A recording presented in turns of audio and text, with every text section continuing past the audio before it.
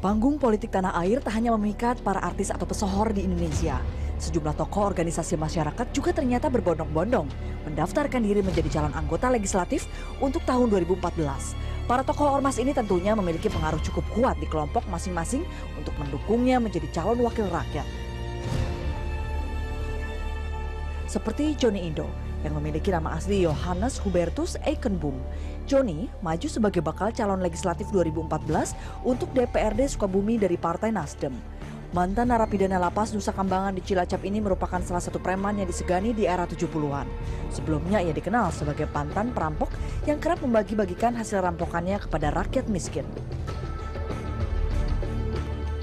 Ada pula Panglima Komando Laskar Islam dari Front Pembela Islam Munarman.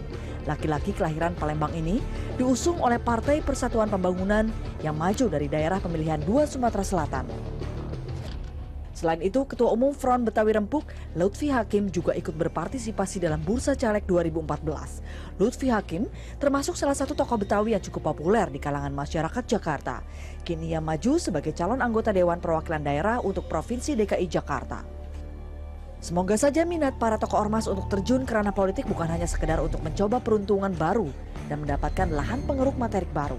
Tentunya semua berharap agar tekad bulat siapapun yang maju sebagai calon wakil rakyat bisa memperjuangkan suara halayak banyak.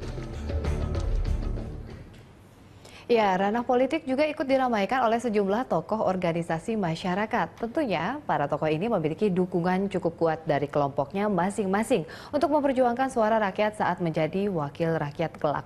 Dan untuk membahas hal ini telah hadir bersama saya, pengamat politik Gun-Gun Herianto. Iya, Mas Gun-Gun ini sepertinya menjadi anggota legislatif merupakan jabatan atau posisi favorit sekarang ini nih, Mas. Nah, kenapa tuh seperti itu? Ya, memang kalau kita lihat ya kecenderungannya banyak orang termasuk dari kelompok-kelompok masyarakat itu menjadikan posisi anggota DPR itu sebagai bukan hanya semata-mata pekerjaan tetapi juga prestis. Prestis. Padahal kalau kita lihat dari ranah akademik ya, misalnya itu kan ada 2 versi yang disebut dengan lembaga perwakilan. Versinya John Locke ya, kemudian versinya Montesquieu. Kalau John Locke itu kan DPR itu adalah representasi dari kelompok bangsawan atau kalau kita bicara sekarang adalah kelas menengah ya.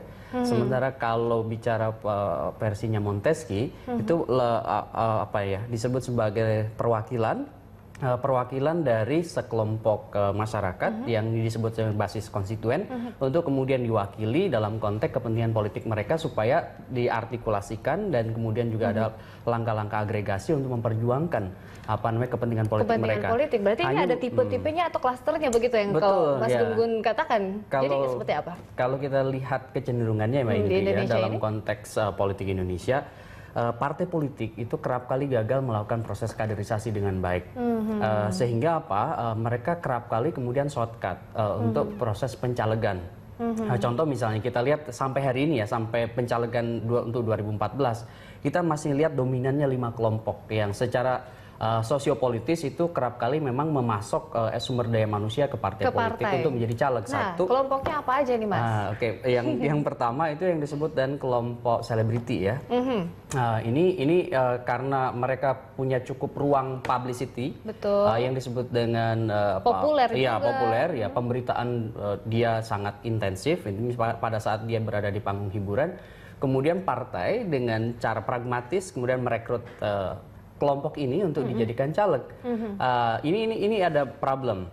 Sebetulnya profesi artis mau menjadi caleg itu nggak apa-apa. Seperti halnya profesi lain. Hanya masalahnya kerap kali rekrutmennya itu kerap kali tidak berjenjang. Yaitu yang disebut dengan historisitas berjenjang untuk menjadi politisi profesional. Contoh misalnya di luar bahwa artis banyak yang kemudian bertransformasi menjadi politisi, tetapi mereka melewati penjenjangan yang disebut dengan proses kaderisasi. Kaderisasi itu kan sekali lagi tahapannya 3. Merekrut orang untuk masuk, kemudian melakukan pembinaan loyalis, baru didistribusikan ke dalam jabatan publik. Nah, itu kerap kali yang sekarang terjadi aja begitu. Ya, tidak melewati pembinaan loyalis, tiba-tiba menjadi